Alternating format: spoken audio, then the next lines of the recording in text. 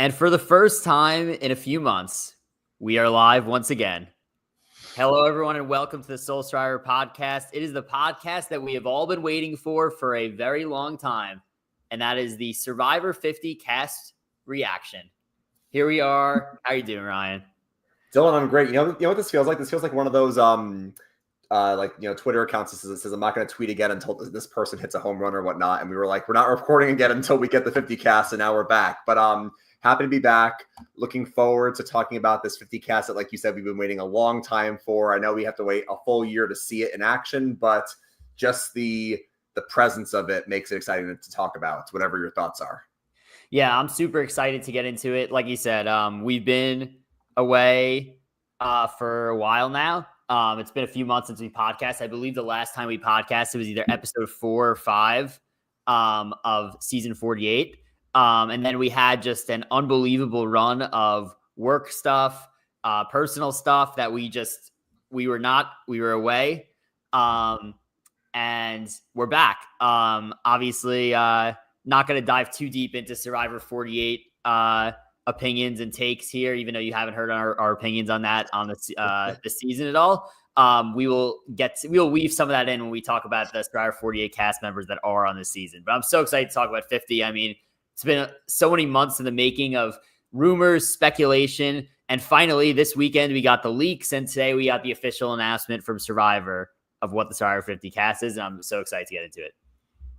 Yeah, and obviously, Dylan, I think we have to open up before we get to each individual player. I think we have to open up with the headlines, which is like, what is the general fan sentiment? And I think you and I are mostly on the same page for the most part. I think my initial reaction to it is essentially that I think it's fine. Like, it's decent. Like, obviously, seeing it like on paper isn't going to be a lot different than, of course, seeing it in action. Like, when we see some of these players in action and we have, legends making moves, legends getting dethroned, I think that's when we're going to really feel it. And I think we haven't had returning seasons since 40. So just having it in general will be very exciting. But I think overall, the general sentiment is that it's fine. It could have been worse, but it could have been a lot better. And I think overall what it comes down to is the expectation for 50 was just super high. And I think people got a little too excited in terms of like what we could have got. Obviously, that's not to say that some choices are a little questionable that we'll get into. And, hearing some players that got cut are especially disappointing from production standpoint. But I think it's overall fine overall. Yeah, I think, initially it was tough to see the cast and some of the names that we have heard rumored not be included. But, I do think that overall, looking at the cast, I am pretty happy with it. So I'm excited to dive in person by person, because I think the more I go over the cast person by person, the more I am happy with it. It's like, like if certain things are switched, and I think the main thing with this cast, right, is that I need the direct wording, but Jeff Probst, has put on video and put out there in the past that he was trying to make season 50 be a representative of the full show and all of its seasons, and to represent all eras, give the super fans what they want, give the fans what they want. And I think that given the recency bias of a lot of the cast, and we get into the deep numbers once we go over person by person, I believe we have something along the lines of, we have 8 people within the last what will be 4 seasons. So, that's a lot of players to kind of front load like that, a lot of recency bias. So, I see a lot of people talking about how the 20s were completely excluded. So it is like, what was this the best representation of all 50 seasons? I don't really know if this passes the test for that. But I do think it is a very good cast. So I'm excited to dive into it. But I think let's start here. If you had to rate it 1 through 10, the cast, based on everything, right? Let's just say that 10 is the best cast that could possibly be made. Yep. It had every legend on it, everything, everybody exactly as you would want. One being it has nobody that you expected. How would you rate it? And then we'll dive one person by person into the cast. Obviously, this is subject to change, of course. I will say initially 6.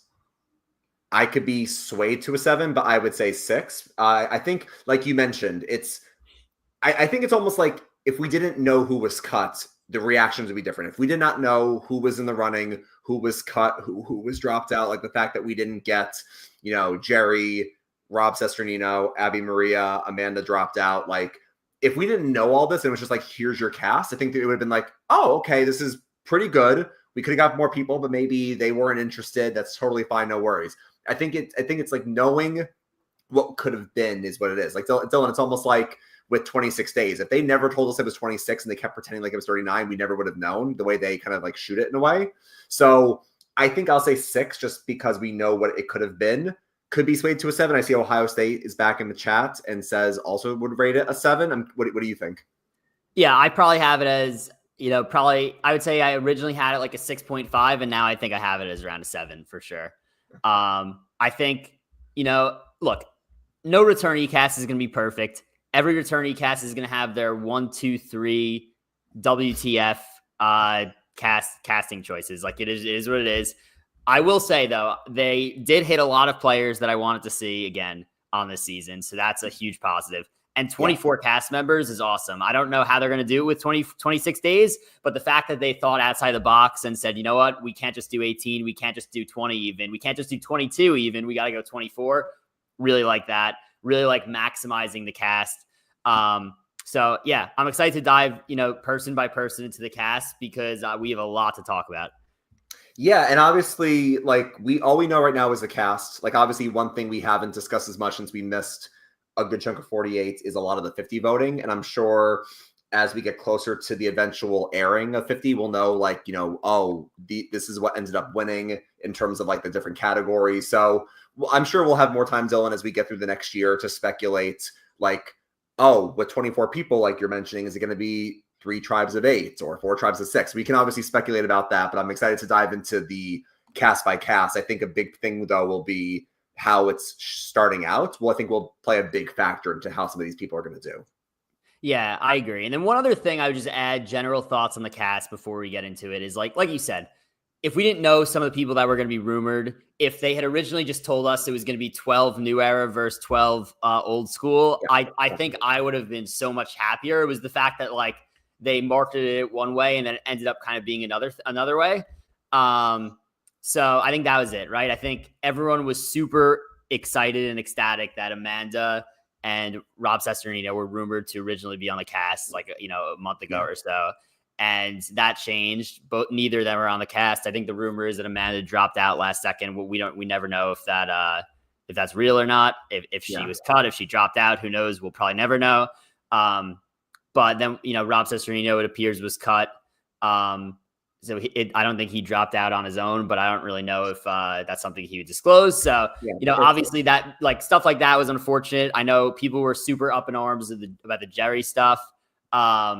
So those 3 especially, and then for me as well, I'm a huge Dom guy. The fact that he was not even rumored one time and is the only one to ever, tie for the win, basically.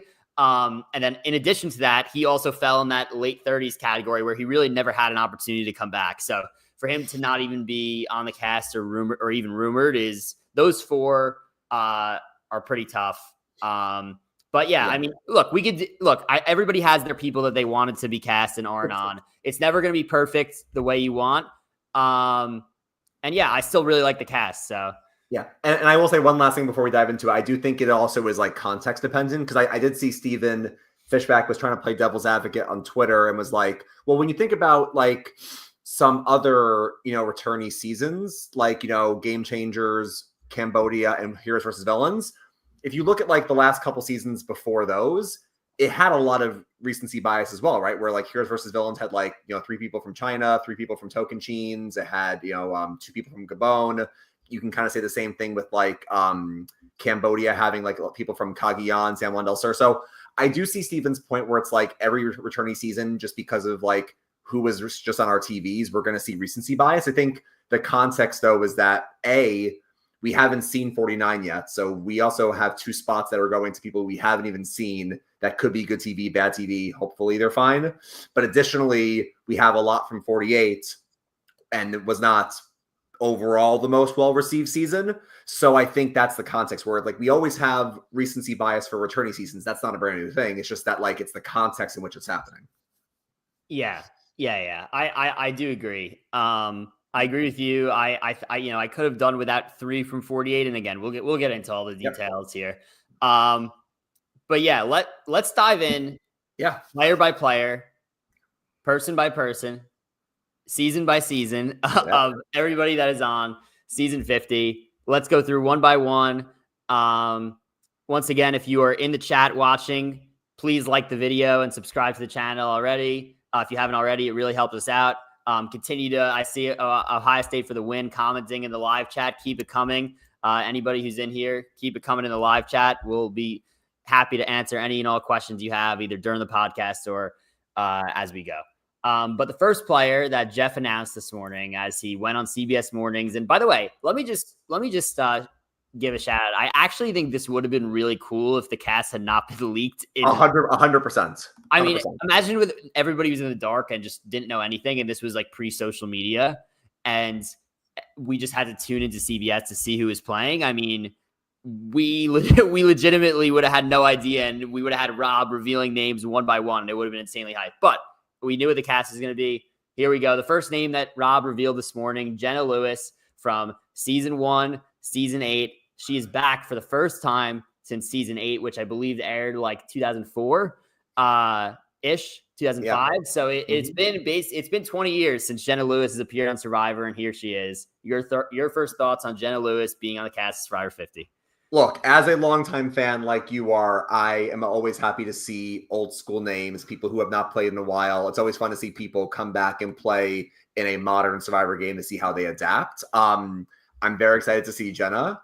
I think she'll be fun TV. She was a lot of fun in Borneo and also in All Stars. Kind of like a bit, snippier or sassier than I kind of remember. I think the one thing that people worry about with Jenna, though, is more about like, how do old school players adapt to a modern game? Now, I know we've gotten to vote for 50 and there might be less advantages than normal, might be less idols than normal. So maybe she'll actually come into a season that's not super crazy, but we don't know how she's going to play in a modern game. And I think the other thing with Jenna is, and I do think she's more of a character than Wigglesworth. I think people are also making the comparison because people were so excited to see Kelly back for Cambodia, and with no offense to Kelly Wigglesworth, although I doubt she's watching. I don't think she popped off the screen as much, was kind of just there. And I think people might worry that an old school name might also have the same type of like showing, but we'll see. I mean, obviously I'm always happy to see old school names. Your thoughts? Yeah, I mean, I think you had to have a season 1 representative on season 50. I mean, if you wanted to follow through with at least a little bit of what you originally said about having reps from all eras of Survivor, you had to have somebody from the first season.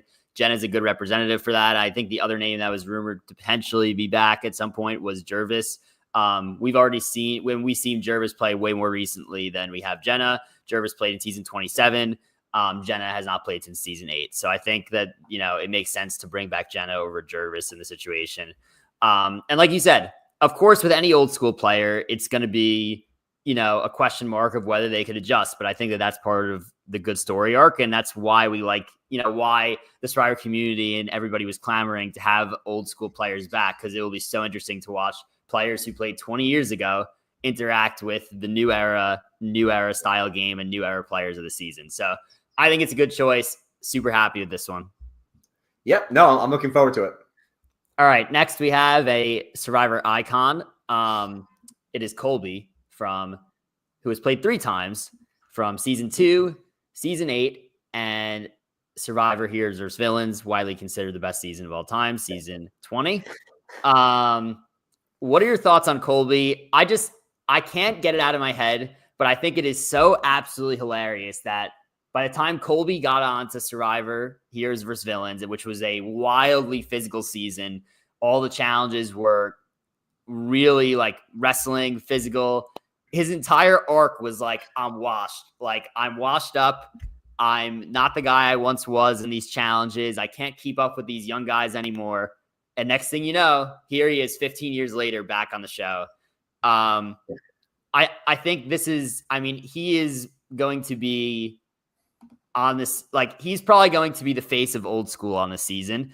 In the fact that I don't see him adjusting his game at all for New Era Survivor. I doubt he even watches anymore. But he is back out there. So I'm super curious to see how this goes, especially given that, this is an original challenge beast. Talked about how the last time he was on 15 years ago, he was so washed in challenges. Now he comes back where challenges, they still mean a lot, right? You still are safe if you win, but it seems like the emphasis on challenges is probably at an all-time low. Plus, he's going up against some other very physical players in the season. So I'm super curious to see how Colby adapts or doesn't adapt. My guess is that he won't adapt, but how he adapts to this New Era style game with these New Era style players. It's going to be wildly interesting to see. Yes, I'm very excited to see Colby. Hopefully we get a loved ones finally come back and we can have his brother again, so we can have another damn it Reed moment. But no, obviously Colby is an all-time classic. Like, again, I like my mom actually, I watched Survivor with some friends and some family members, but she hasn't watched in a long time. Even she remembers obviously who Colby is. So like everybody knows Colby, legend. I think you're right. It's like, it's almost wondering after the arc he had in Heroes versus Villains, like why he has decided to come back, because the way he kind of went out in Heroes versus Villains, it's like, last hero standing wasn't really a threat because he just was kind of, struggling in the challenges. He seemed like he was kind of over the whole thing. Like you were mentioning with him, kind of that was his arc. James called him Superman in a fat suit. Me and your brother were sending Jordan on the Wizards memes versus Colby. So like clearly Colby had it going on in Australia and in All-Stars for a bit. And then obviously it was kind of over in Heroes versus Villains. So I'm wondering almost like why he wanted to come back, but I'm happy he said yes. It's also, again, to go back to the cuts, sad that we're not going to have Jerry. It's his first season without Jerry. So that will also be interesting to see. So kind of like with Jenna Lewis, I'm hoping Colby can try to adapt to a modern game. I'm not optimistic he will, but again, and you also sent me an image, and we can talk about this when we go through each player, like what each person's like connections are. Because he was on Heroes versus Villains, he has like the second most connections in the game because he played with 4 other people, 3 of them in Heroes versus Villains plus Jenna. So it'll be interesting to see how those connections play a factor. Yeah, I am fully expecting Colby to team up with Joe from season 48 in this season, and they need to name their alliance just Honor and Integrity, and that just needs to be the name of their alliance, because I can completely see that.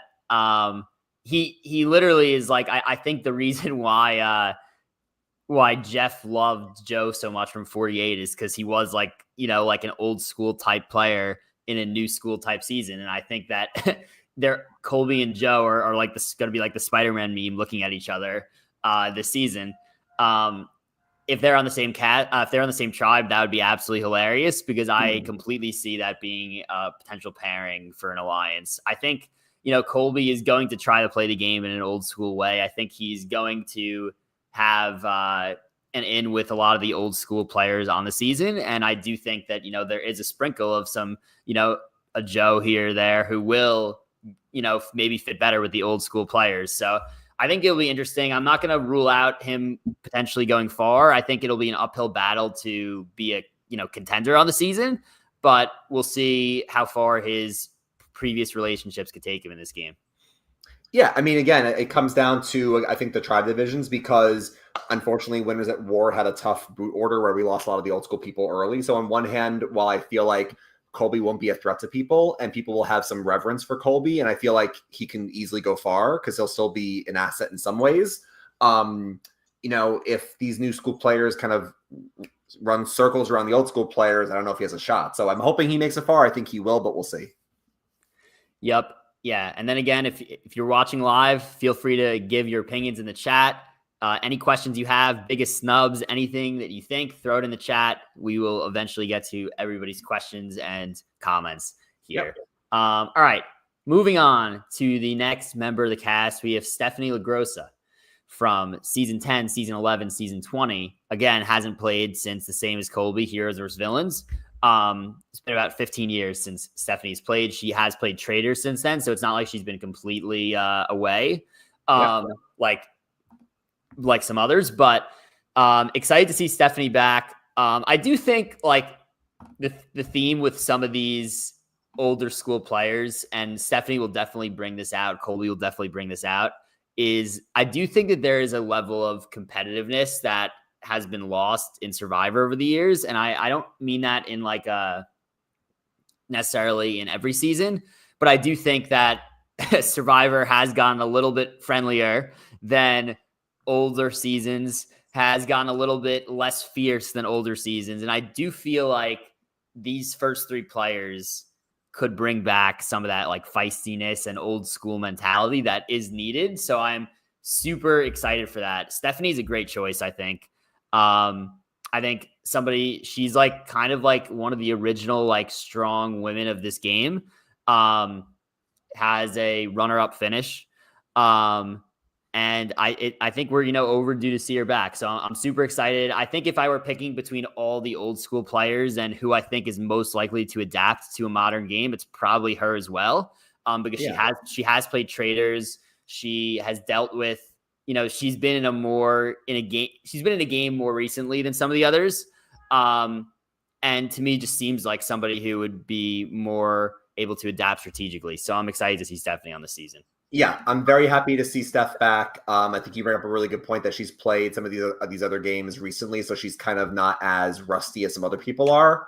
And I think also it's like, I think because she left early in Heroes versus Villains, and because Guatemala is kind of like a forgotten season, I feel like people don't really remember a lot about Stephenie other than Palau. She was a strong female. She was the last one of her tribe. Like that's basically what Jeff also says, like in his reveal video. She was the last person in Palau. People forget that Guatemala, she gets runner-up, but gets blown out in a 6-1 vote because she played a pretty ruthless game. Everybody was pissed off at her. Jury didn't like her, but she was like lying to everybody. So I think she has it in her.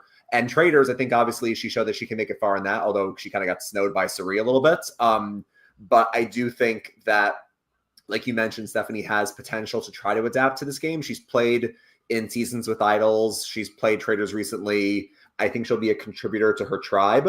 So, especially compared to someone like, Jenna and Colby, I feel like she has the potential to adapt more to a modern game. But I mean, we'll see. I mean, I do think Stephenie will make it far though. Yeah, she's high on my list to start out here. Next we have Cirie. I think everybody knew that Cirie was going to be back. Somebody who has, fifth time playing. It's going to be her fifth time playing. She was in Panama. She was in Micronesia. Here's Villains and Game Changers, where she infamously won out, having 0 votes against her. And was the advantage getting? And here she is back on Survivor. I think Cirie is somebody who I think is certainly going to have to climb an uphill battle in this season. It's going to be tough. It's going to be tough for her. It's as simple as that. I think she's going to have a massive, massive target on her back coming in. But at the same time, it's like you have these new era players who are going to be like, oh, it's my bucket list to play with Cirie. So I'm a little bit torn on what I think will happen to Cirie here in terms of how far she's going to go. I will say off the bat, I think she has no chance to win the game because there's a 0% chance that anybody lets her get anywhere near the end. I think that ultimately her ceiling on the season is probably like a 5 or 6. Yeah. And I think her floor is as low as being out one of the first couple episodes. So it's tough to say that. But I will say, I mean, who could not be happy about? I saw some people out there that were like, "Oh, I don't need to see Cirie." If there's a legend season of Survivor, or if there's a massive milestone season of Survivor, there is no way you're not having Cirie on it, and it's as simple as that. I think she's the best to never win, and she'll get another crack at it here. Cirie is the best to never win. Obviously, Rob Cesternino being another contender, but Cirie is one of my all-time favorites. I would give my game up for Cirie, and I'm not joking. She's not going to win. And this is why this is bittersweet. I'm happy to see her. I would see Cirie play any season. For those that actually I don't remember, I used to watch Big Brother, stopped watching Big Brother, and only went back to watch one season because Cirie was on it. So like that's basically kind of how I feel about Cirie. Like Dylan mentioned, she's not going to win. I just don't see how anyone lets her get to the end because she will sweep any jury vote. She was, legitimately robbed twice. Micronesia was meant to be a final 2, ended up being a final 3, then Advantage Geddon and Game Changer. So Cirie had 1, possibly 2 wins kind of stripped away from her. She had her chance. She's obviously not going to go like her whole career without winning anything. She won season 1 of Traders. So people know she's a great game player. That was recently. I do agree with you. I think if her tribe loses an early challenge, she's a really easy name to say, you know what, let's just get rid of Cirie because we can't let her stick around. If they let her get, she's one of those players where if you let Cirie get past the first few votes, she's going to go far and she'll end up in like 5th or 6th. Cause again, every season she plays, whether it's the 4 Survivor seasons or Traders or even Big Brother, she will always make like final 5 or 6 always, except for Heroes vs. Villains where she got idled out. So it's like, if you don't get her out early, she's going to go far. I don't think she's going to win though. So, but I'm very happy to see Cirie back, obviously. Yeah, and she also has some of the most connections out of anybody on the season. She has 5. She has the most. Yeah. I mean, she's played with Ozzy. She's played with Colby. She's played Game Changers with Aubry. She's played who am I missing out on here? Coach and Colby as well. And she played Stephenie, Traders. Yeah. And she played Traders with Stephenie as well. So a lot of connections for Cirie, right? And I mean, everyone knows why she's a threat. One, she's great at the game. 2, I mean, I think there are going to be a lot of players that really do want to play with her. And if you're going to use anybody as a shield, why not use Cirie, who there's no way that anybody is going to let her get to the end. So I think that people might try to use her as a shield. The issue is if you use her as a shield, you need to know that people are going to potentially coming after you because of that. So, well, I also forgot one thing, Dylan. We also might have screwed ourselves because, as people might remember, we got to vote for fire making or no fire making, and people know my opinions on fire making. I don't like it. Dylan likes it more than me. I think one thing that you, me, and your brother were talking about was we don't know if they're going to reveal it right when the game starts or not. I think they will, but we'll see if they do. We may have, Dylan, we may have fucked ourselves because if we voted for no fire making and Jeff says at the start, there is no fire making. It's a straight up final 4 to final 3. Cirie, you can lock Cirie in for the end because all they're going to do, because Cirie can't win a challenge to save her life. No offense, Cirie, love you.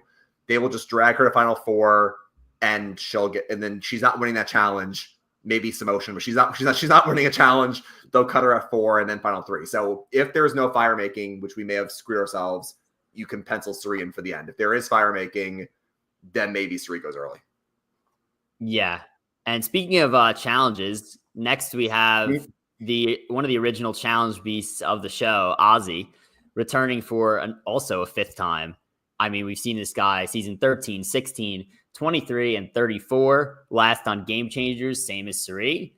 I'm not surprised that Ozzy's back because I think, I wouldn't put him in the same sentence as Cirie, but I would put him in the same category as like a legend of this game, somebody who, if Survivor is having a season with old school legends on it, his name is obviously going to come up, and there's no secret as to why he's on this season. I think the last time we saw him in Game Changers, he didn't do much. There was nothing much. He didn't get a lot of screen time. He was not very involved in the strategy. I think he might have, do you know if he won an immunity? I feel like he might have won one challenge maybe, but he was like the second jury member. So maybe he won one thing, but maybe not. So yeah, I think that they just got him out early in the merge as like, we don't want to leave a challenge guy in, and that was it. So yeah, I mean, if there was one old school guy that I could have done without, it was Ozzy, but I also understand why he's on the cast. And again, this is another guy who I think, like Colby, is going to bring in, he's going to bring what he brings, right? We know what Ozzy's game is. He's going to be a challenge guy. I don't think he has like a ton of strategy to him, but also I am curious to see if that evolves potentially here for his 5th time playing. Yeah, I think you summed it up very well. Like this this is our 5th name so far we've discussed. First name that I'm not super excited for. I mean, again, like you said, I completely understand why Ozzy's here. The fact that he's played in 4 seasons already, has won. If you factor in especially if you factor in redemption duels, he's one of the most challenges in the show. If you don't count redemption, probably still, up there for sure. So he's a very dominant physical player. Strategically, don't think he has really proven himself at all. I think, he had, he had some pretty good showings in Cook Islands. Obviously South Pacific was all about Redemption Island, but he got the big blind side of Micronesia, and then same thing with Game Changers. So I feel like I don't know how he's going to adapt to a new era strategy. I also think Ozzy is somebody who also can't win. So I feel like the minute he doesn't win, you're just going to get rid of him. The interesting thing is, Cirie and Ozzy have that interesting relationship where she blindsides him in Micronesia. They come back in Game Changers, and she's like, well, now I'm nervous because Ozzy might target me. He ends up getting blindsided, but she wasn't part of the blind side. That was like Sarah and Brad and Troyzan and them. So I feel like she and Ozzy should be on good terms to start the season, but we'll see. Yeah, and again, this is another guy who has a lot of connections to other players in the season. Yep. I mean, what does it say on the chart? I don't want to leave anyone out. Yeah, so Ozzy has played in Micronesia and Game Changers with Cirie, played in Game Changers with Aubry, and then played in South Pacific with Coach, which is funny because I was texting you guys. I almost forgot he played with Coach because there was no tribe swap. And I think then right after the merge, Ozzy went to Redemption. So I feel like they barely played together, but they do have that connection. Right. So they were the captains on South Pacific together. Yeah. And I do, this is outside the game, but I do feel like Ozzy does pop up here or there in like new era stuff in terms of like events. So I do think that potentially he has a connection to some new school players. I think that's possible. Whereas I think like players like Colby, it's not possible. So I do think that we'll see about that. Maybe he has a connection to players that outside the game that we don't know of, where I don't think that's as common for some of the old schoolers on the season. Let's move on to Coach now, who I was very vocal about this. I told you, what's funny about this is originally, I believe he was pretty vocal on Twitter and social media. He called himself retired. And then at the last second, all of a sudden Coach was locked to play 50. And he was basically telling everybody on Twitter that he was playing. He had what I thought was just an unbelievably funny tweet. All-time cinema. Yesterday morning, Coach tweets out, quote, With friend and foe, we march to the battlefield. Oh, you know the rest. #survivor. Doesn't even hide it. And somebody responds and says, where's your NDA? And he says, quote, the Dragon Slayer plays by his own rules. So here we are. We will have the Dragon Slayer back in full force for the first time since South Pacific season 23. It's been a while. I think this is long overdue. I think, we've seen this will be Coach's fourth time playing. He played in 18, he played in 20, he played in 23. So we saw Coach a lot in a very short period of time. Yeah. And now we have him coming back all these years later. There was rumors that he was supposed to be on for 38 as one of the captains, and then it didn't happen. And here we are.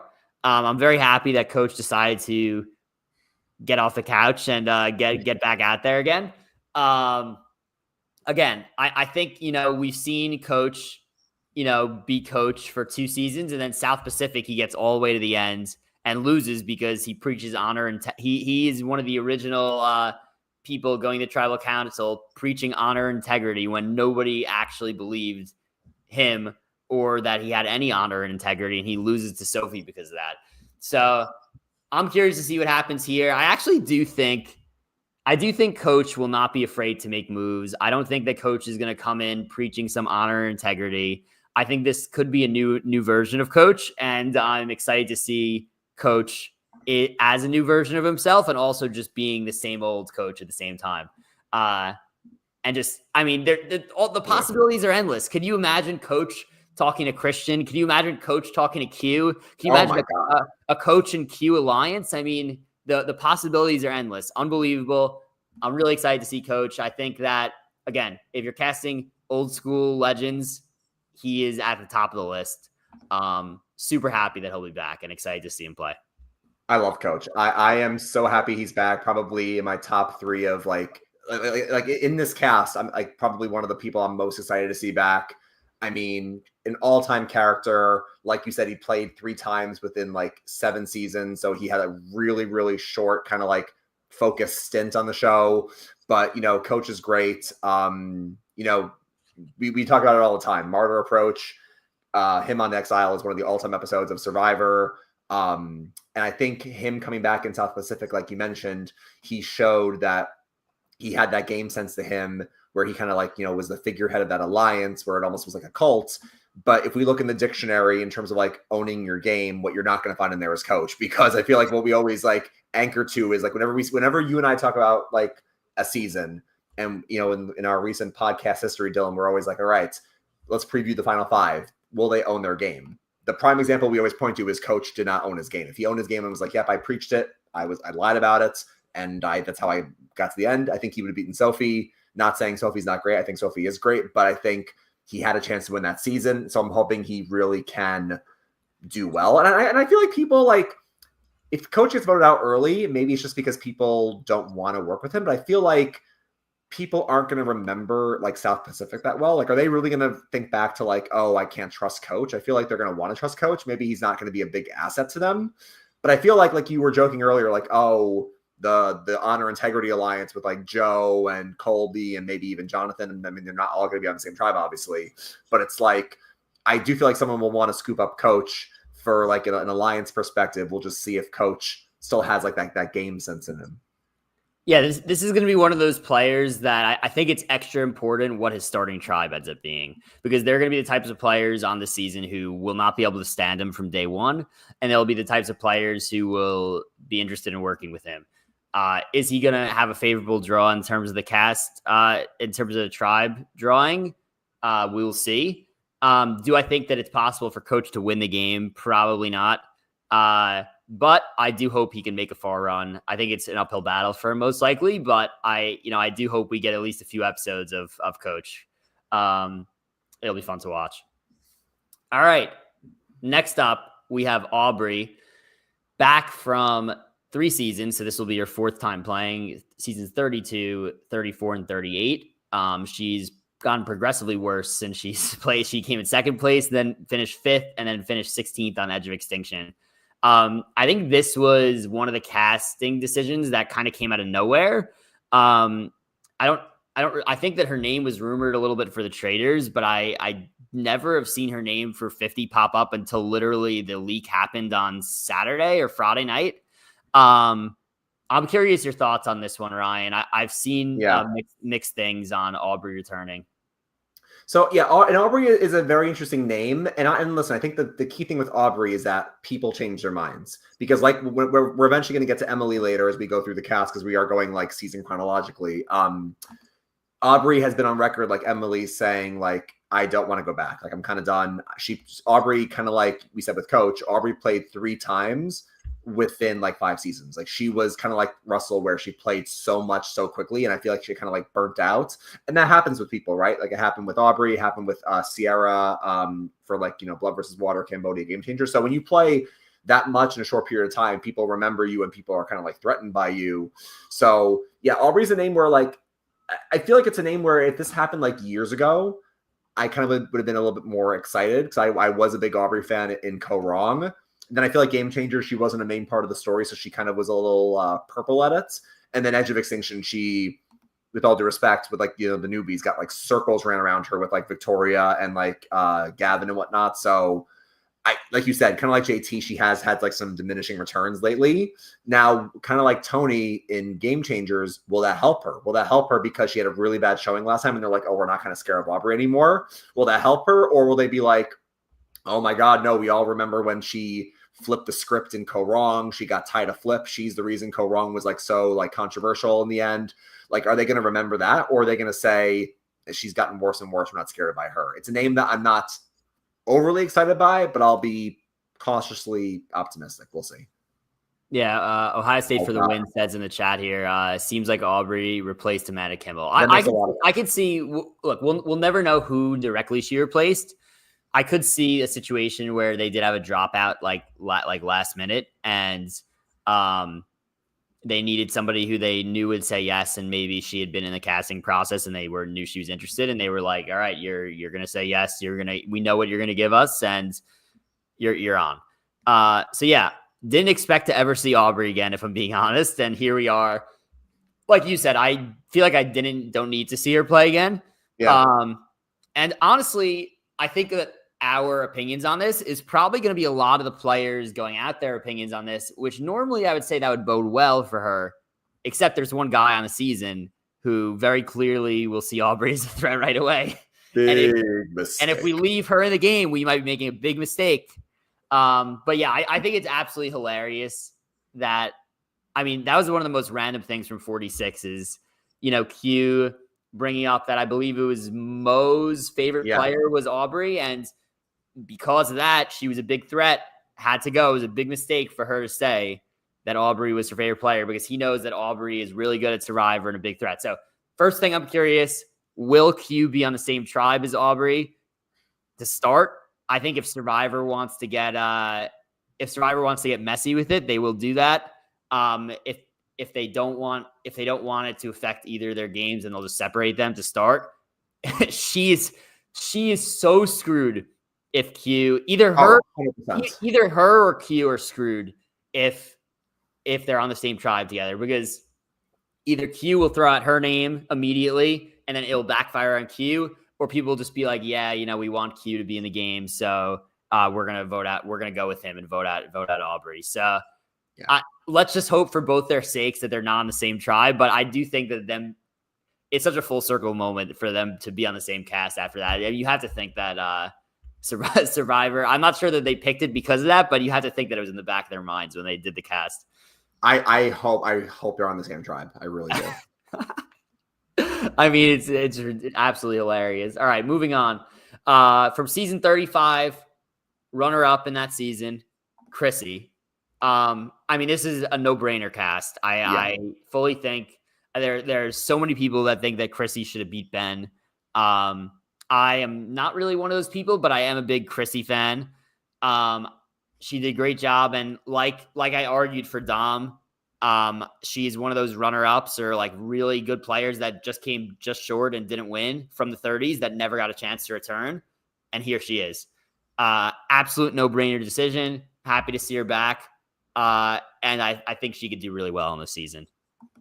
Yeah, you needed to have Chrissy back because Chrissy's only opportunity, like the only returning season since Chrissy played was Winners at War, and obviously she wasn't going to be on that. So like we needed Chrissy. I remember back when we were in the early new era and you, me, and Hef were all like, oh, they'll do a returning season for 43, 44, 40. And obviously it never happened up until 50. For years, we were saying the three most easy locks for a returning season in the 30s that people that did not get a chance to return is, Christian and Chrissy, who are back, and Dom. And obviously we wish Dom was here, but like Chrissy's name has always been one of our top three people. Like in the mid-late 30s, she's a lock to come back. So I'm very happy Chrissy's back. I do think I would love, I mean, I don't want Fire Making back, but it would be the all-time Simpsons meme if Jeff says Fire Making's back, Chrissy just gets back on the boat and leaves. Fire Making's back. But I think she should have won Triple H. I think she was a great strategic player, obviously a great physical player as well. We'll see if people are threatened by her because she is one of the three people, Dylan, on the season that has no connections. And you made a great point in our chat as well. You're like, those are just on the TV connections. There's probably a ton of like events and whatnot where people have other connections. So I'm sure there's a lot of stuff we don't know in terms of out of the game relationships, but just strictly Survivor, she's one of three that has not played with anybody else. We'll see if that helps her or hurts her, but I'm very excited to see Chrissy back. Yeah, I think there was some picture of her and Angelina floating around. So, I mean, here's the thing is like, I mean, such a huge story of Winners at War was the quote unquote poker alliance. And like the poker alliance shown, it was talked about nonstop on the season. It was talked about by every player. They literally showed flashbacks to the poker event that they played in. We don't know the outside relationships of a lot of these players, especially like the new ones that are on. I mean, I feel like they all are connected to each other in some way. So even though Chrissy does come in with no connections, I do feel like that could be also a benefit. Like, do you want to come in with connections to a season like this? I think it could be super beneficial, but also it could backfire on you. And we're about to get into talking about, the season 37 members of this cast. There's 3 of them on there. I think that that's actually a huge negative for those players. So I think there is a lot of benefit for Chrissy coming in with, nobody from her cast and nobody that she's played with, right? She's just a second time player. So I think that's really good for her. I think she's going to do really well. Again, no brainer cast, and absolutely has a chance to do really well in the season. All right. Moving on now to David versus Goliath and the portion of this cast. Yep. We have 3 players from David versus Goliath, starting with Christian. I'll kick this one off. Again, absolute no-brainer returnee. Like 10 out of 10. I think, when you look at this cast, right? And you sit here and you say, and there's so many people who are staring at the cast and complaining about it. Like, we didn't want this. It's horrible, unfortunate. And all right, let's take a step back, people.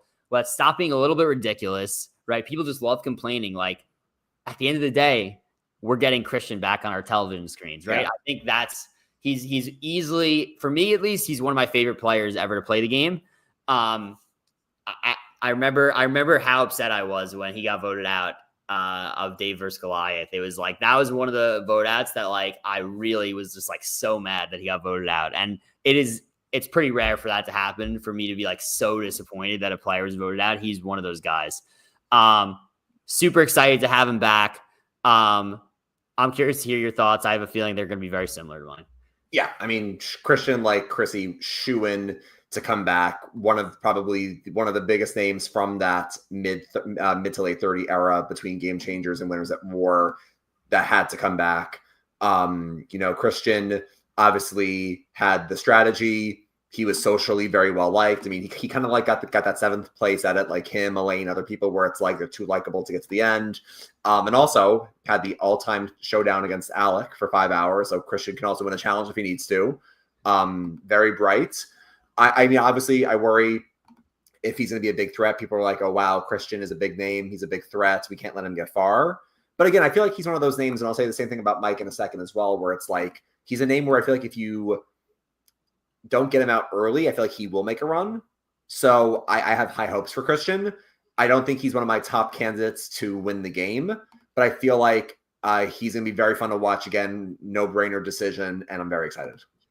Let's hope Survivor learned their lesson from Winners at War, because, for example, putting in Winners at War, there were only 2 tribes, so I understand that you had to do what you had to do. It was wildly unfair to Jeremy and Natalie to put them on the same starting tribe, and it completely screwed both them over, especially Natalie, obviously. Please, for the season 37 3 players, and please for the season 48 3 players, please, assuming that I'm going to just assume it's 3 tribes, because Jeff, because we're never getting 2 tribes again. We're never getting 2 tribes ever again unless it's a swap. Assuming it's 3 tribes of 8. Please put the 3 people on all separate tribes. I don't screw around with this. There's no reason to have Angelina, Mike, or Christian, some combination of 2 on the same tribe. There's no reason for it. They'll immediately be targeted. If you're going to have 3 tribes, take advantage of the 3 tribes and spread out the 3 players from Dave versus Goliath, because I have no interest in seeing one of those players just be completely picked off because of a tribe draw. So, yeah. But anyway, super excited for Christian to be back. I mean, just, again, one of the first people I would have drafted if I was doing a season. And that leads us to the next player from Dave vs. Goliath, and that is Angelina. Another player who I think certainly would have been very high on basically everybody's returnee list. Finished in 3rd place as the zero vote finalist, correct? 0 votes in Dave vs. Goliath. I mean, a no-brainer returnee once again. Somebody who's just super entertaining. I believe I was watching a recap of the cast earlier that they called her super unaware of just everything going on, and just completely not self-aware, and that made her amazing TV. Asking for Natalie's jacket, doing a rights negotiation with Jeff. I mean, this is somebody who is peak entertainment. Really good job by casting to bring back Angelina. I think everybody's super excited to watch her again.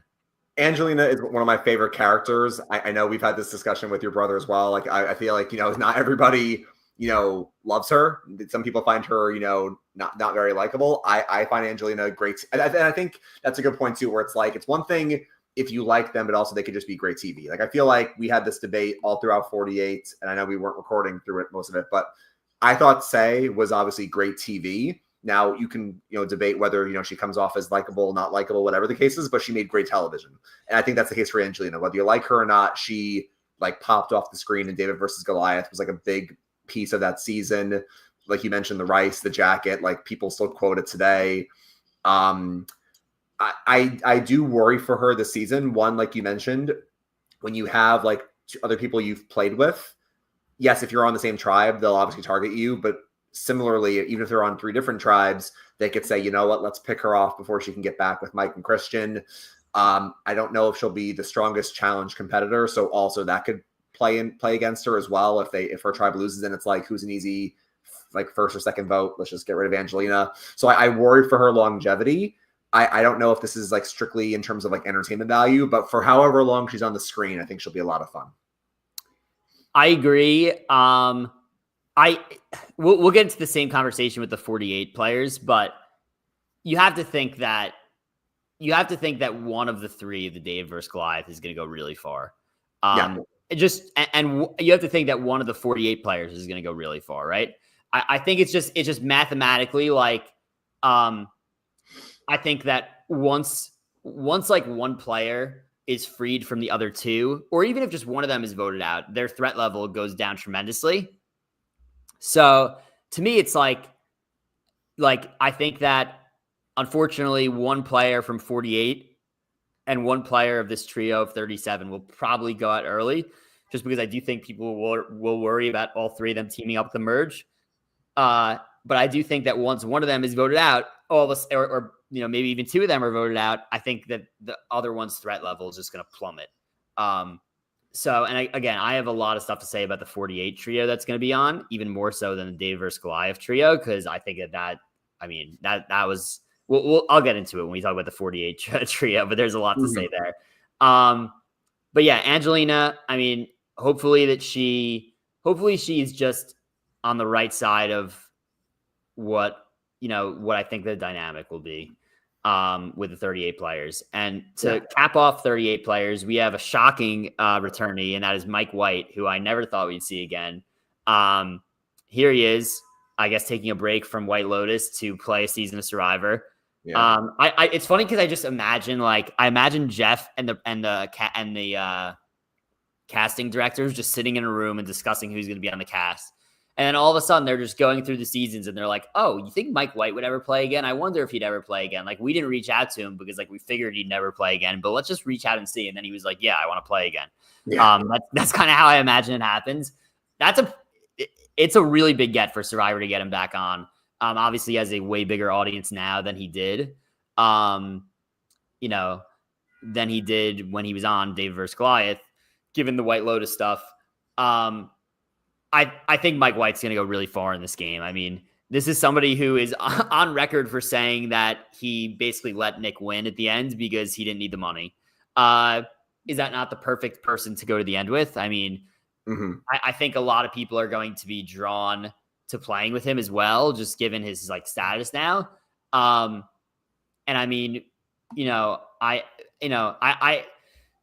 it's interesting. So I think that logically that is what I think. And I think that's what a lot of people think, but is that something that people out there are going to see as a threat and be like, oh, everyone's going to want to work with Mike White. This is somebody I need to get out early because he's going to be in everybody's end plans. So we'll see how that works. My inkling is that he does go far though. So we'll see. I think Mike White might be my most exciting on this cast because, like you said, I did not expect this at all. Like kind of like with Aubry, when we were seeing the rumors and Mike White's name popped up, I'm like, that's not happening. I'm like, there's no way Mike White's back. Maybe it's like a last minute alternate if Christian has to drop out, but there's no shot Mike White wants to come back. But I didn't get to watch all the different podcasts yet because I was busy with work, but I didn't get to see RHAP yet. But apparently Mike Bloom was also saying ever since he left the island, you would think Mike would be like, nah, I'm too good for this. I'm done, especially now with White Lotus. But apparently he's texted Jeff and been like, if you ever have a returnee season, I'm down. I'm back. So Mike hasn't lost that itch. I think, like you said, he could have won David versus Goliath if he actually fought for it.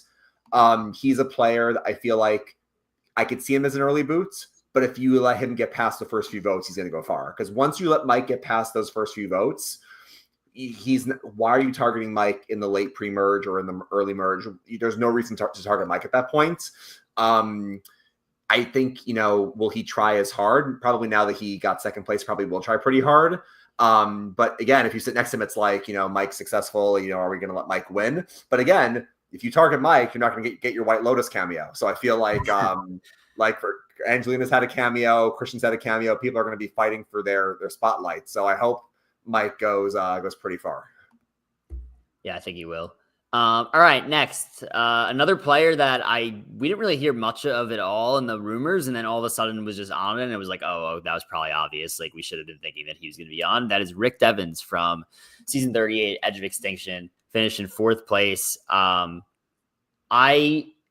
Rick Devens was electric on his season. I mean, let's not. He did go out early, and then the Edge saved him, but when he was actually playing the game, he was electric.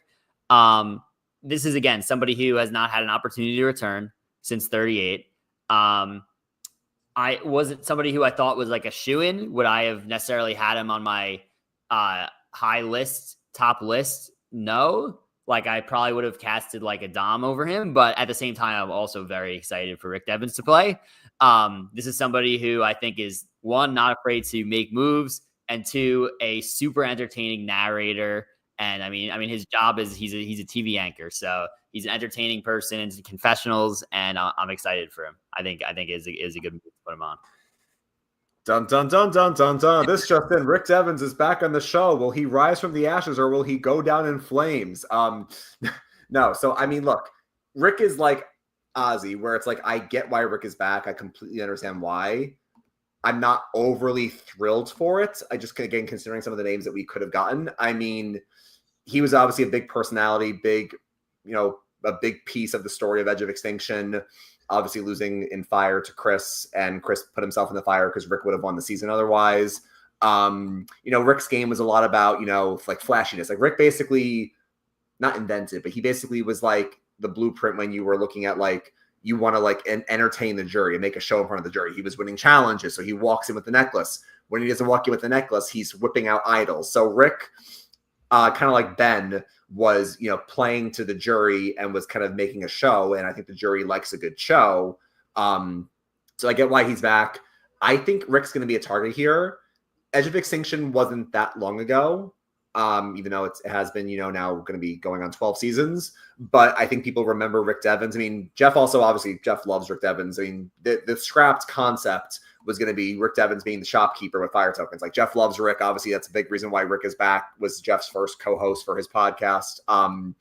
For all those reasons, I feel like, Rick's a big name to pop off the screen. But I feel like he's a name where if we're drafting and we're looking at like who could go far, who could be an early target, I feel like Rick's a pretty easy early target. Yeah, I don't know if I picture him going far in this game. I don't know. Like, I just can't see it for some reason. Like you said, somebody whose game is predicated on flashiness is not the best thing for a 24 person season. But yeah, I'm excited to see him back. He'll give us entertaining moments for sure. All right, next up, we're now into the 40s. From season 42, we have Jonathan. I think this is one of those casting decisions that we kind of always knew was coming. So I didn't blink when I saw it. I was like, okay, like it's happening. Yep. Would I have casted Jonathan? No. Would you have casted Jonathan? No. Would a lot of super fans have casted Jonathan? No. Do we expect Survivor and Jeff to cast somebody who is that much of a physical specimen in challenges over and over again? Yes. So yeah, shout out to whoever is in Jonathan's tribe to start out on. Huge advantage. Especially, I mean, a lot of people are theorizing that there could be a lot of times at the beginning of the season where only one tribe out of 3 are safe, because you have to eventually get 24 people out of the game, or get 20 people out of the game until the final 21 people until the final 3, right? Yeah. So you're gonna have to get these people out, and let's just say if you have Jonathan on your starting tribe, you are sitting pretty because this guy literally carried his team to safety every single tribal immunity at the beginning of that game. Now, granted, that was one of the most unathletic casts of literally all time, and he was the outlier. I don't think you're seeing that here. I do think he'll have competition between your Joes, between your Colbys, if he's not washed, between your Stephenies that are, these are real, physical competitors also. So I think he'll have a lot more competition on the season. But yeah, I do think, there is, I think it gets made fun of when they bring back somebody like Jonathan, but I do think that there's a large part of the, it's like when pro sports leagues, you're always catering to the casual fan in some way, right? Because like you can't, super fans in anything, whether it's Survivor, whether it's sports, super fans at the end of the day are just a small part of your target audience, and where most of your audience is coming from are the casual fans. And a lot of the casual fans are going to watch for the wow challenge guys, for guys like Jonathan that the super fan may not love because he's not strategic at all. But I do think the casual fan is drawn to a Jonathan. So it makes complete sense. While, like, for example, my dad, if he watches season 50, will love watching Jonathan in challenges. Like, same with my dad. Yeah. I do think so. I do think that there's absolutely a market for him coming back, and it makes complete sense. So. Yeah. This is definitely a pick that Jeff loves, and this is a pick that Survivor Facebook loves. Facebook loves Jeff. Facebook loves Joe. Facebook loves Jonathan. So like, I'm not surprised to see him back. But like you said, the super fans, not a name that everybody was kind of clamoring for, especially when you think of a few other names that could have been here from 42. But Jonathan is somebody who, like, when you bring some of these people back that aren't known for their strategic prowess, I want to see them evolve in this game. Like, I want to see Jonathan try to do more shifting and moving around. Because I feel like if I try to think about what he did from a social and strategic standpoint in 42, he teamed up with Mike. Obviously, he had a relationship with Omer, but I don't remember him kind of wheeling and dealing. He wasn't really a big, mover and shaker in the game. So I would like to see him try to do that. But like you joked about earlier, it's going to be Jonathan teaming up with Colby or Coach or Joe and being like loyalty and honor and integrity and trust 2.0. So that's what's probably going to happen whenever they get to team up. But like you said, Jonathan's team, pencil them in for the merge. They're not losing. Even Colby and Ozzy are not going to be able to compete with Jonathan. Maybe Joe can give him a run for his money. But like you said, one of probably the most dominant people we've ever seen. I mean, again, going back to the whole basketball thing when we were joking about like, Wizards, Jordan versus like Kobe. I mean, this is like, like Shaq, like prime Shaq, where like no one's stopping like Diesel right now. So we'll see what happens. Right.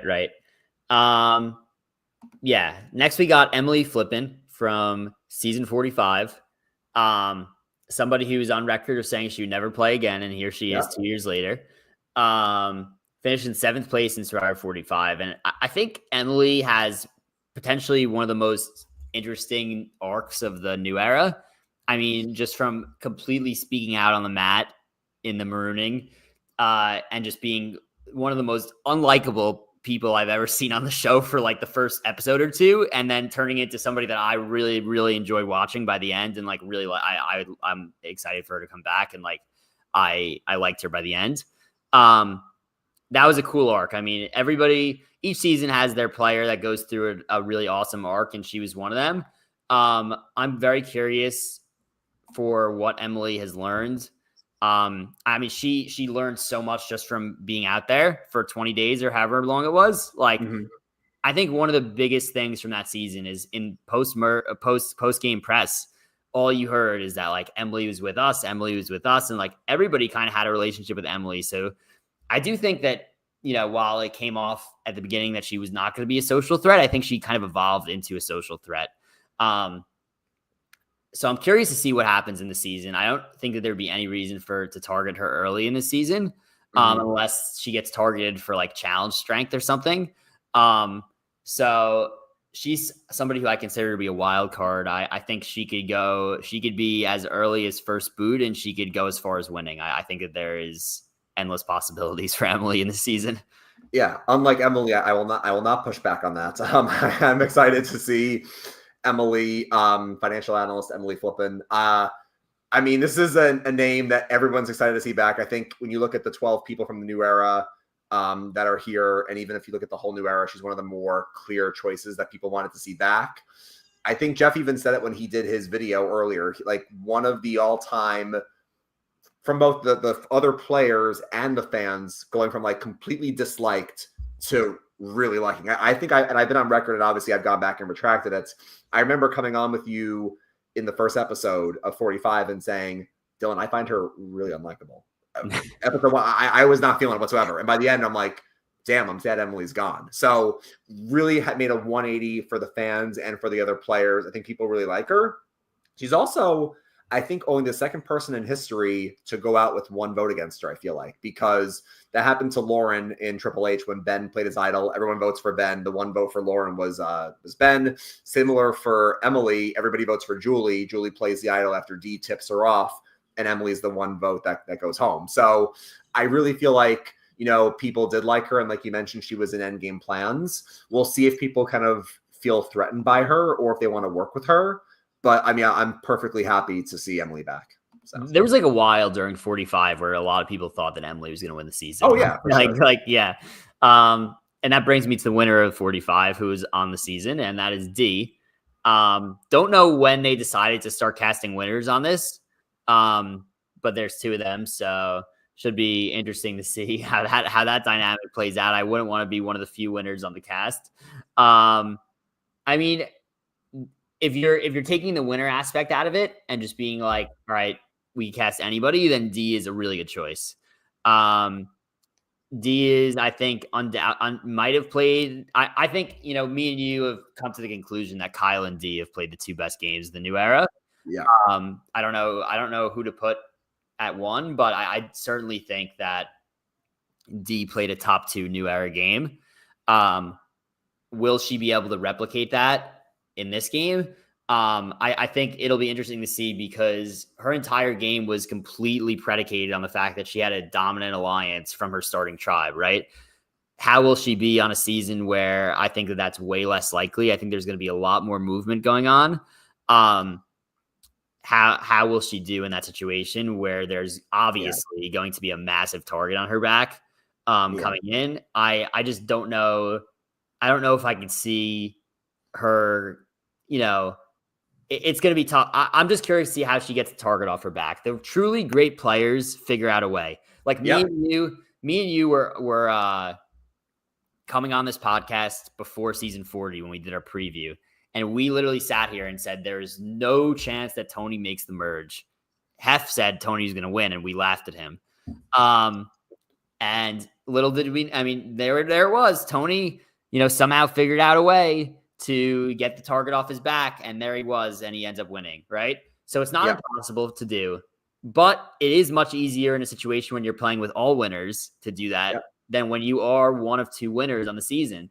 Yeah. So I think Dee has her work cut out for her. And at the same time, I do really enjoy watching Dee play. I think she has a really good mind for the game, is a massive social threat. And I'm curious to see how it plays out. And how she'll handle it.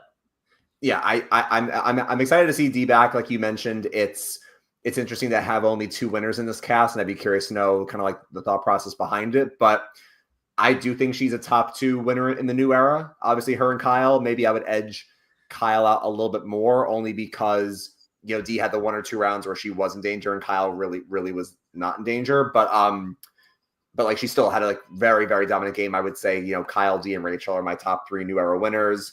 And honestly, I think you and I said at the time when Dee won, we're like, where do we rank her? And also now Kyle, where do we rank Dee in terms of all-time winners for their first time? Because I would rank Dee pretty high. She's a great player, great choice to return. Dylan, I could see 2 completely different outcomes for her. Like, obviously, like you said, the great players can lower their threat level. Great players can adapt. Can she go far and win? I wouldn't be surprised. Could Dee be the second person out of the season? I would not be surprised either. Like, this to me could be like Tony and Winners at War, where she makes a deep run. This could also be like All Stars, where in the first 5 votes we lose, you know, we lose Tina, we lose Ethan, and we lose Hatch. Like, this could easily be All Stars where Dee and Kyle are targeted right away. So I hope she goes far. I think she can try to like surround herself with other threats. We'll see if her tribe's dominant again like it was in 45. But you could tell me she's the second boot, and I would not be shocked. Yeah, I mean, originally everyone knows they were not supposed to be winners in the season originally. So I think that players might feel a certain way coming out there and seeing a winner out there. Like, all right, you already won. Like, this is my time. Like, goodbye. So she has her work cut out for her. But let's move on to a player that I think was the biggest lock to return, and that is Q, who is again one of. Oh, and I kept saying 37 and 48 is the seasons with 3 players, but 46 also sneaky. He has 3 players. Yeah. So everything I said about the other 3 goes for this as well. But Q is back for another season. I mean, this guy is an electric factory. He was probably my favorite player on 46. Just some of the best confessionals we've ever seen on the show, like ever. Like truly, like just I mean, the guy came up with like 18 sayings in his time. Somehow, weaseled his way into 6th place when it looked like he was literally going to give up his game like 8 times on the season. I'm just so excited to watch him. And I mean, like I was saying before, could you imagine Q interacting with Colby? Can you imagine Q interacting with Coach? Can you imagine a Q and Christian alliance? Can you imagine Q interacting with Emily Flippen? Like, there's so many hilarious combinations with Q, and just on the season in general, so many hilarious combinations of alliances and conversations and interactions that we could see. That, I mean, it's gonna be cinema. It's gonna be cinema. I know a lot of people are complaining about the cast, but like stuff like this is what gets me super excited. I mean, we're gonna see Q interacting with legends of the game and a lot of new era players that we didn't already see him interact with. So super excited for Q. This is a player that I could see being the first one voted out for several reasons.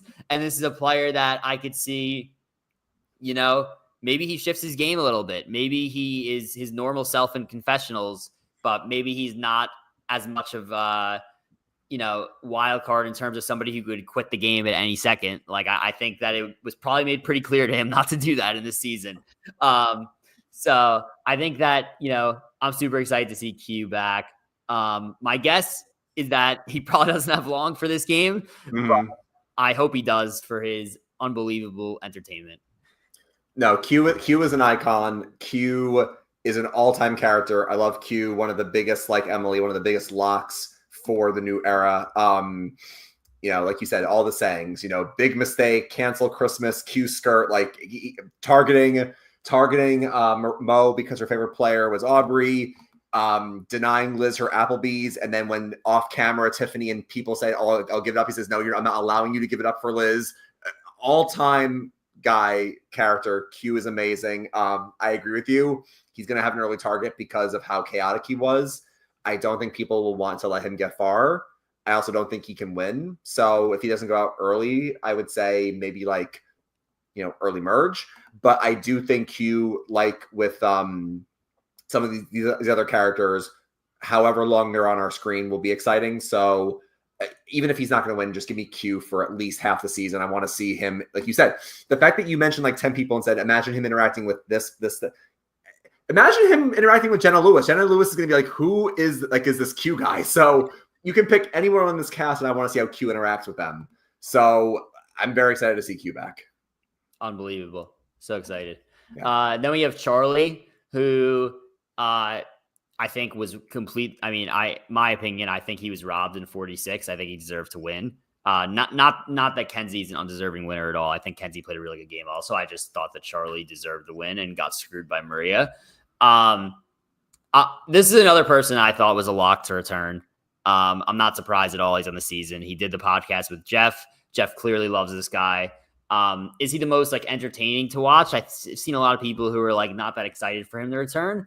But I think that, like a lot of players who got that close at the end and potentially even deserve to win, I feel like he definitely deserves another shot. And here it is. Yeah, Charlie is somebody who I'm actually pretty high on, in terms of his winner equity. I mean, again, out of all the names, is he the one that pops off the page the most for me? No. I think he's a great player, clearly. Great social game, great strategic game. Again, he's the biggest reason, as we'll talk about her next, the biggest reason why, Tiff got out, kind of convince her not to play her idol, which we'll talk about in a second. But I think he is a really good player. He's not the biggest threat on the board, so I think he will go far. He'll help his tribe in challenges. So I am high on his chances. Again, not somebody who I'm overly excited to see back, but I think he will do very well because there's other names I could see going before him.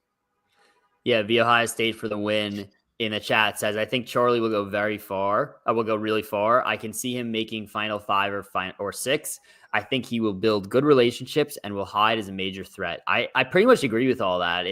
To me, it's so funny because I remember when Charlie was on and we're like, this guy's a Spencer clone. Like he literally was like Spencer shirt. Like he was like, and he was on the Green Tribe. We're like, oh, this is so Spencer. And we kept making jokes about it. And I just completely forgot about it. And one of my friends that I was texting about the 50 cast texted me the other day and he's like, yeah, Charlie's getting to the final 3 simply because he's like Spencer, and Spencer just found a way to get to the final 3 in his second time on. I think Charlie's winner equity is one of the highest on the season potentially. I think he has a lot of good. He has a good relationship probably with a lot of players on the season from the new era. Again, that should make him a big threat, but I think that when you're looking at the cast, like zoomed out version, Charlie's not the one jumping off the page at you, right? I think those are types of players that I look for. And again, I think Tony winning 40 was an anomaly. I think we might never see something like that again. But when we were looking for players that were going to do well in 40, I remember I specifically said I thought Michelle was going to potentially be the furthest the best placing woman of the season. It ended up being Natalie, but like Michelle really went the furthest of any woman on that season. And I think the reason why is because going into the season, it was like, who is targeting Michelle, right? Michelle is somebody who has a really good social game, but is going to potentially blend into the rest of the cast. And she went really, really far. So I kind of see Charlie in that way where it's like, all right, he's perfectly in like the middle tier where he's not going to be a weak link, right? Yeah. But he's also not going to jump off the page as a physical threat. Maybe at one point he jumps off the page as a social threat, but I kind of feel like he's going to be positioned really well in this game.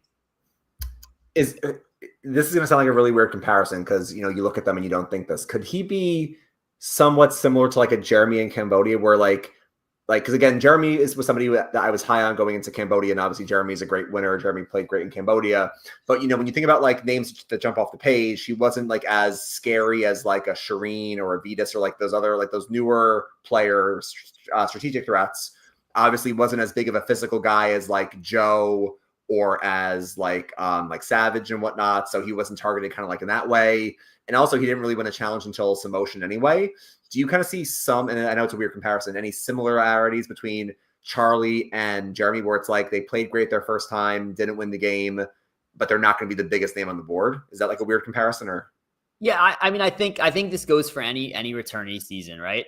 I think that, you could definitely say it for Jeremy. You could definitely say it for like the Michelle comparison that we used in going forward there.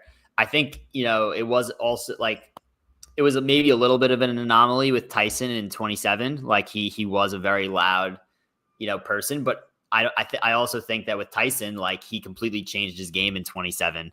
Right. So it's like, I don't know. This is always the thing with returnee seasons is that there always are going to be the big threats that go early. And I mean, okay, you know what? What's a perfect example of this is Game Changers. That the boot order was horrible because all the big threats went boom, boom, boom, boom, boom right at the beginning. And I think even a little bit in Winners at War, like the top tier winners all went early, right? And I think that every season there's some perceived hierarchy out there on the islands.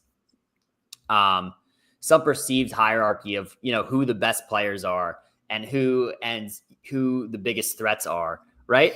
So it's like, I think that in this season, Charlie is going to be right in the middle. That's what you want to be. You don't want to be the least biggest threat because then you're potentially, a threat to. You don't want to be the least biggest threat because then you're potentially like somebody who drags the tribe down in challenges or something. But you also don't want to be the biggest threat. You want to be kind of right in the middle, right? So I think Charlie is in that category. I think he's gonna be a popular winner pick for a lot of people that are podcasting this season. Hey, we'll talk about him later. But what did Kyle say when he won? Just be the most average guy. Maybe Charlie can be the most average guy and win. So Yep. One thing I just want to say while we're going, we still have a few players left, but thank you for everybody watching live. Continue to put the comments in the chat. We'll try to get to as many questions as you have at the end. Feel free to put any questions in the chat. Also, like the video. It really helps us out. Let's move on to Tiffany from season 46. No disrespect to Tiffany at all, because I think she was great on 46. Every season has the WTF returnee. She is certainly the WTF returnee of this season. I'm shocked. Not shocked that she was brought back, because I think that she deserved to come back in some way, potentially in like a season 52 or 54 or 53. I did not expect to see her on 50, and here she is. And because of that, right, I do think that Tiffany had some strategy to her. Like for sure. I believe like she went out with an idol in her pocket, right? We were just talking about that with Charlie, right? So Tiffany had a decent amount of strategy with her. And I just feel like, again, she's going to be overlooked by the cast coming in. Is 46 the group on the season that everybody overlooks that there's three of them there together, because Charlie and Tiffany, they they never really worked together. Hugh and Tiffany worked together, but it was like siblings fighting the entire time. And like, is Tiffany really going to want to work with Q again? Is Q really going to want to work with Tiffany again? Q and Charlie aren't really close. Is this potentially the three out of the 48, 46, and 37 that have three returnee? Is this a season that potentially has players going further than pretty far in the game, I should say? I think it could be. You make a really great point. I think so, because not to go right back to Cambodia like we just talked about, but like San Juan del Sur had three players, Keith, Jeremy, and Kelly. All three go to the final five, because in their original season, Kelly goes out early and Jeremy and Keith have a little bit of an argument. They don't get along great in Cambodia. I'm sorry, in San Juan del Sur. And like you said, that's a 3-person group that everyone overlooks. And like you just mentioned, 48 was very recent. 37 is very popular. I could see 46 being that sweet spot where it's like, no one's going to think if Tiffany and Q can get on the same page, because obviously they had, some bad blood at the end. If they can get on the same page, they can, along with Charlie, I think 46 can sneak through pretty good, I think. And I do see your point with Tiffany. I think she's somebody, for me, I would love to see Tiffany on like a second chance. I think for everybody, it's like, we like Tiffany. We just don't understand her on 50. Now, maybe she's replacing somebody. Maybe before the whole Traders thing, maybe this is going to be Carolyn's spot. Who knows? But I think people want to see her back. Just in this context, it's a bit weird. She, again, is like that, like you said, like that why casting choice. But hey, again, we've seen people, not to compare her to the great Kelly Wentworth, but, we've seen people who you're like, oh, they're back on a returning season. Let's see how they do. And they take off and become a star. So that could be the case for Tiffany. I thought had some great social and strategic, merit to her. We'll see how she does. Yeah. I mean, sometimes you just got to trust casting, like, again, Kelly Wentworth, no one expected it. And then boom, she becomes a star on season 31. Yeah. So yeah, could it happen for Tiffany? Yes. If I were somebody that was on 46 and playing in the season, like a Tiffany or like a Charlie or like Q, and specifically this goes for Q and Tiffany, I would play up. I think there's like real potential for like a Tony, Sarah, Kyle, Kamilla type thing. And the reason why is because on 46, right, Q and Tiffany, they work together, but they also like, they kind of were the reason for each other's downfalls of this. Like Q was kind of the reason for Tiffany's downfall at the end of the day. Oh yeah. Like, right. So like you would never think that Tiffany is going to make the same mistake and work with Q, but clearly there's been time that's passed since 46. Obviously that they've again got to know each other outside the game. And I really think like this is the type of relationship that you could have and kind of just keep it down low and not talk about it, not make it obvious, kind of even make it seem like you guys aren't playing together, and then just have each other's backs. And it worked well for Tony, Sarah on a returnee season. They both were coming from Cagayan. both came into the game as pretty big threats, I would say, especially Tony. And, you know, at the end of the day, they had each other's backs and it worked. It literally worked perfectly. Right. So I think it's something to look out for, especially 46, where I feel like that the optics are going to be like, are they really going to work together again? Like, probably not. Right. And I think they should take advantage of that. So just one thing I want to flag there. Yeah, no, I think like you mentioned, 46 will be interesting to see how they do because they have the 3 people. I think, like you mentioned, when one of them goes out early, the rest will have their threat levels lowered. So we'll see how Charlie, Q, and Tiff do. I have, I think Charlie, I have the highest hopes for, then Tiffany, then Q. And then in terms of like entertainment, reverse, I would go Q, Tiffany, Charlie in terms of entertainment, but we'll see. And now, Dylan, this next one, I love like you do, but I know this is your turf, so I'm going to let you take this one away for our next player. Yep, we got Genevieve returning for 47. Look, if I was doing a casting draft, and we used to do those casting drafts during COVID, we had nothing better to do.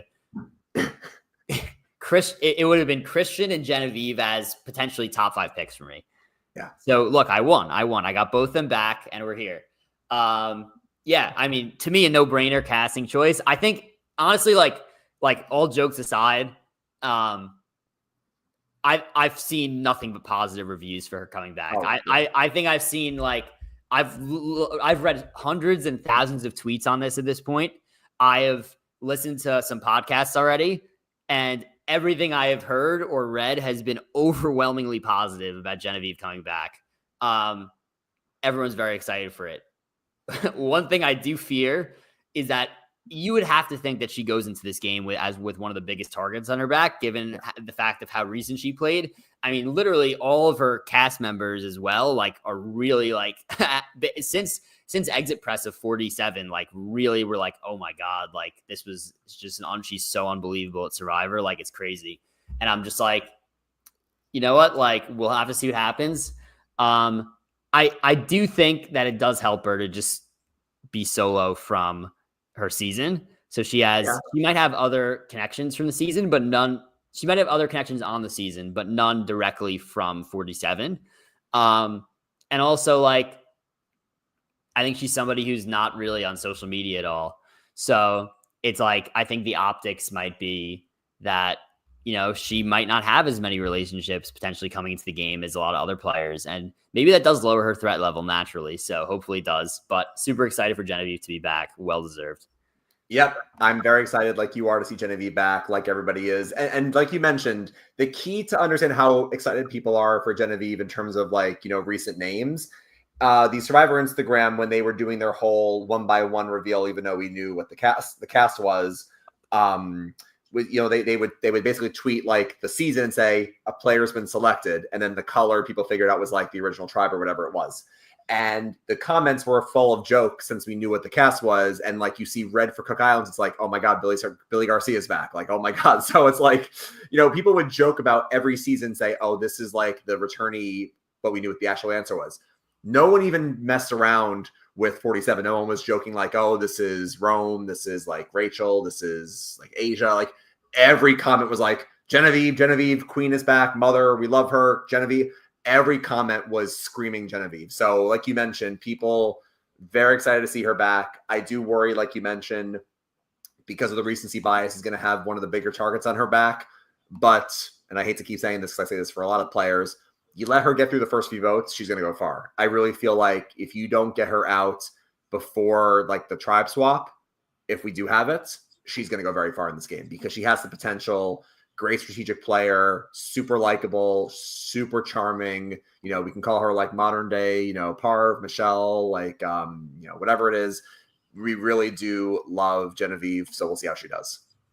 Yep, and I think the biggest difficulty for her in 47 was that she had the whole thing where she was she came in with no emotions and then was having trouble because she had made such deep connections. So I'm curious how that comes around this time. So we'll see. All right. Kyle next. So Kyle just coming off his win 48. This guy's screwed for this season. He's screwed. There's nothing else I can say. Dude, everybody that is on the cast just watched the guy win a week ago. And let's just add to it. Let's throw Kamilla and Joe, your top 2 allies from your winning season, on your season with you. And let's see what happens. He is beyond screwed. I would be beyond shocked if he makes the merge. Like, I'm dead serious. Like, it's so funny because I'm sure he committed to the season. Obviously, you're not going to say no to it. Yeah, of course. And, I'm sure that when he committed to the season, I bet you he did not know, like, at first that, he was going out there with Kamilla and Joe, and now he has his work completely cut out for him. So good luck to Kyle. He may have one of the biggest uphill battles that a Survivor return he's ever had going on. Seriously.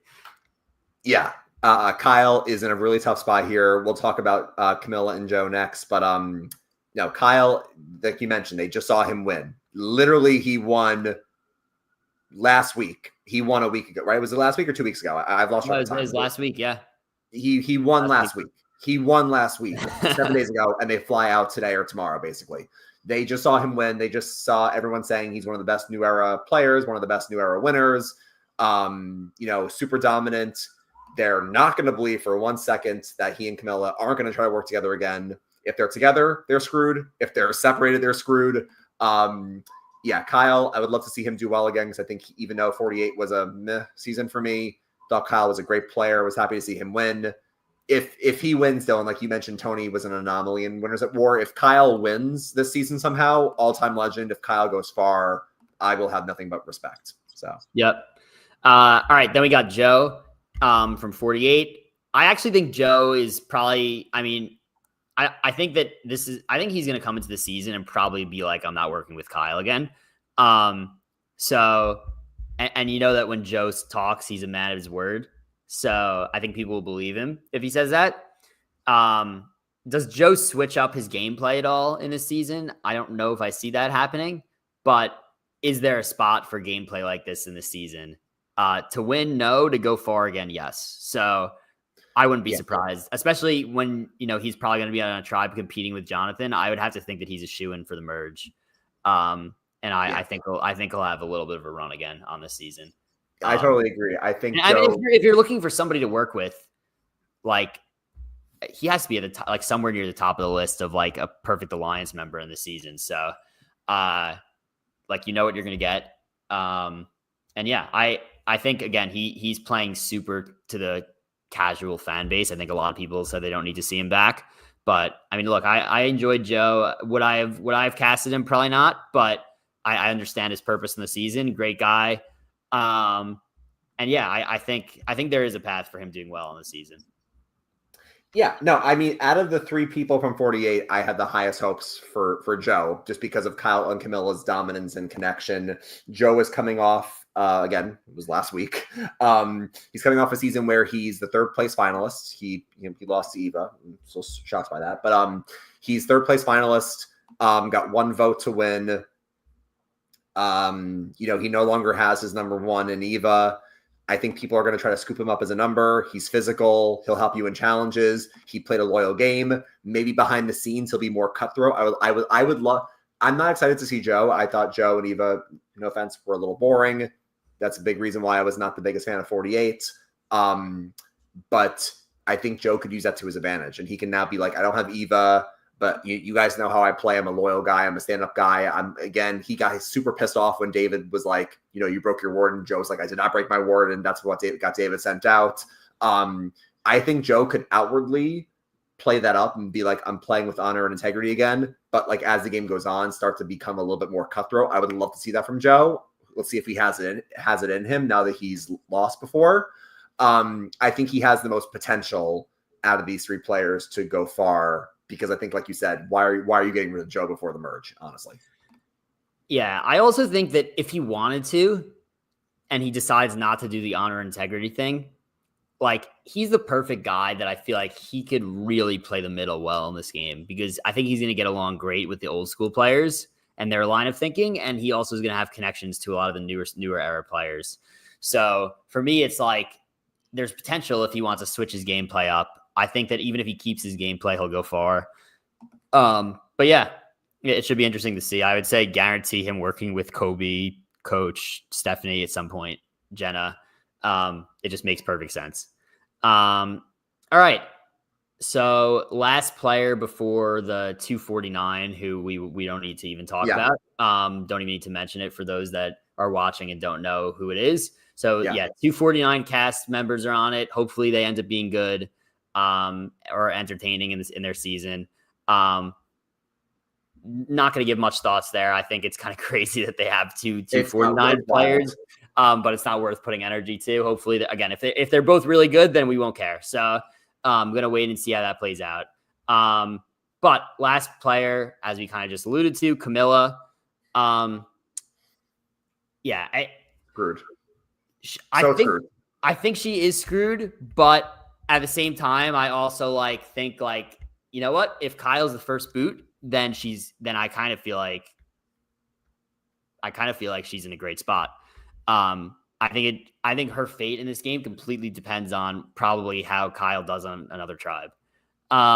If Kyle continues to stay in the game, right, and she ends up being on the tribe that goes to tribal council, she is screwed. If she ends up being on Jonathan's tribe and kind of skating by and Kyle goes before her, then I think the entire game's opened up for her, and I think she has legit winner equity. Kamilla is somebody who I was super excited to watch play again. I did not think that she'd be put on with Kyle again. So that actually hurts her a lot. So we'll see. I think that there's an avenue where she's screwed and an avenue where Kyle goes out early and she's kind of in a golden spot. Because if Kyle goes out early, everyone's going to be like, oh, we don't need to worry about her anymore. And then all of a sudden she could kind of step into her own and really have a good game here. But yeah. Yeah, I echo everything you said. Kamilla felt like somebody who we were going to see back at some point, whether it was like a second chances or whatnot. Obviously, surprised to see her right away back on 50 again, finished last week. But, you're right. A lot of her success is going to hinge on Kyle, because if Kyle's tribe loses, I can see Kyle go, and then, we'll let her, she's fine for now. She's still going to be very threatening. She's a great strategic player. People like her. They saw confessionals of her saying, I throw people under the bus and I back up over them. So they're not going to want to trust her potentially. So even if Kyle goes out early, I can still see her getting targeted. But if Kyle goes out early, that really helps her, especially if somehow Joe goes out, that really helps her as well. If I don't even want to say it because I really do like Kamilla and I thought she was a really fun player. If her tribe loses, I would place money that she's one of the top two people to go out first, possibly, because you're not going to want her to team up with Kyle. She was great at puzzles, but she's not going to, physically help you. So especially if she's good at puzzles, she won, was it 2 immunities, 1 immunity, 2? I think she won 2, right? 2, I think. Yeah, she can win immunities as the game goes on. And as we know, puzzle players do better as the season goes on. She has a very big uphill battle. If she can make it far, I think she can do well because she has a lot of potential and she's a great candidate. I think she would have won. Again, we saw the jury say if she was in the final 3 with Kyle, it would have been a battle between the two of them and she could have won that game. So people just saw that happen. So she has a very big uphill battle. I have low hopes, but hopefully she does well. Yep, I'm hoping for her. All right, going to flash up. This is a funny comment that we had before from Solomon. He said, Tiffany's going to be on the same tribe as Q and Coach, and they're going to drive her crazy. I think that, honestly, if Tiffany's going to have a downfall in this game, it's going to be getting annoyed at somebody that she just needs to just, ignore. And, I could easily see Coach being in that spot, which is pretty funny. I mean, mathematically, let's just say there are 3 tribes. Even if Q and Tiffany are split up, and I think they might be, if you have 3 people from 48, 46, and 37, I think they will all be split up. Even if she's not with Q, odds are she'll be with a coach, or she'll be with who was another big character we mentioned, a Devens. She'll end up with at least another kooky character, and we'll see a Jonathan, a Colby. Somebody will annoy her. Yeah, she'll be with someone who might annoy her. Again, I think she did a really great job when the season started, and then as Q started his antics, she kind of just became fed up with it. But yeah, no, I mean, to Solomon's point, she's going to be with someone, and it's going to be great television. But again, Q with anybody is going to be great television. So, all right, before we head off here, I think we can kind of wrap this up and just my overall thoughts. I really am excited for this cast. I think it's going to be a really good season. I think they're going to bring it. I think that especially with all the criticism coming from 48 about, it being slow, everybody sees it. I think it's going to be a lot of people trying to make the huge move because, it's naturally what you're going to want to do on season 50. Yeah. And that's probably going to result in some really good TV. And you know what? Like, I think the biggest thing is like, I'm seeing like all these people complain and be like, how is this person not considered? How is this person not considered? Like, guys, this is season 50 of the season. If you want to make an argument that Rob Cesternino or Amanda should have been there, you are fully in your right to. If you want to make an argument that Jerry should have been there, you're fully in your right to make that argument. If you want to make an argument like me that Dom should have been there, you're fully in your right to make that argument. Yeah. Some of these people, like, with all due respect, like, did I need to see Abby Maria on season 50? No. Like, a lot of people are making a big deal about that. So I think, like, you know, again, the cast is never going to go 100% the way that people expect, and the cast is never going to go 100% the way you want it to. Hopefully, we will see some of the players that got cut from the season on either other reality shows or potentially on like a season 52 or 54. If they maybe Survivor will decide like we really had a lot of players that like were just cut, and we want to do another returning season with those players. Like I'm all for it. So, you know, I think it's tough because a lot of people were like, there hasn't been a returnee season since season 40, and now is all winners. So there hasn't been a true returnee season with all returnees, not just all winners since Game Changers. So it's really been a long time. So I think a lot of people really got their hopes up for, you know, it's the first time in such a long time that certain players actually have the opportunity to come back. Yeah. And it is tough to not see those players on. But hopefully Survivor learns their lesson, which who knows, but hopefully Survivor learns their lesson, and hopefully we could really get like a lot of returning players within the 50s. Because I think that this whole cast reveal and casting rumors has really like captivated the Survivor community and made a lot of noise. And like, all right, the 50 cast is out, but like, and I'm sure the 50 cast will be, I'm sure Survivor 50 will be really good. And like, hopefully Survivor sits there and says, you know what, maybe for 51, we could do a new era all-star season, or maybe we could do second chance 2 for 51 or 52 or 53 or whenever shortly after. And in this way, you don't have to worry about people, you know, losing their minds over a player not being on when there'll just be an opportunity in another year for another returnee season. So I think that's been one of the major issues of 40 Survivor and why there was like a lot of initial disappointment. But yeah, I'm excited for the season. Like I said, I'd probably rate the cast like a 7 out of 10. I think they did a really good job with a lot of players on it. So excited for it. Yeah, hopefully, like you said, lesson learned. Nowadays, we'll see. But again, maybe they waited too long to do a returning player season. We thought it should have happened sooner.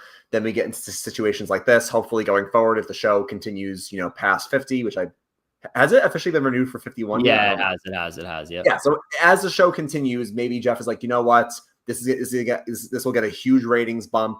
Maybe we'll do returning seasons, like not like every other season, but maybe like every third or fourth season, maybe we'll try to do it in some way, shape, or form, even if it's not like everybody, maybe like half and half or like a captain season. So hopefully they'll do it more often. My only fear, Dylan, because there's been a lot of vitriol online, is my only hope is hopefully production didn't see all the complaining and say, you know what, lesson learned, we're not doing it again, so you guys can't complain anymore. Hopefully that's not the case. Hopefully they took the opposite lesson and they try to do it again. But with any hopes, this will be a great season. I think, again, whatever you feel about the cast, you made a really great point. However you feel, when we see them play, it's going to be exciting because we haven't seen something like this in a long time. And look, could this end up being Game Changers 2.0? Sure. Could this end up becoming Winners at War? Sure. Could this end up becoming Heroes versus Villains? You never know. So there's a lot of possibilities for this season. My other quick hope, Dylan, is that, again, the cast was teased a week ago. We saw the rumors over the weekend. These people were online. They saw all the complaints. They saw everything, basically. Hopefully that kind of kicks them and says, you know what? Let's go out there and let's make a great season. So we'll see what happens. Yeah. And the other thing is, like, again, like, you know, like, I'm happy that there's a lot of players that are on the season for it's literally just their second time playing, because Survivor's had the same legends for so long at this point. And like, it's time for some new legends. Like they know it. We know it.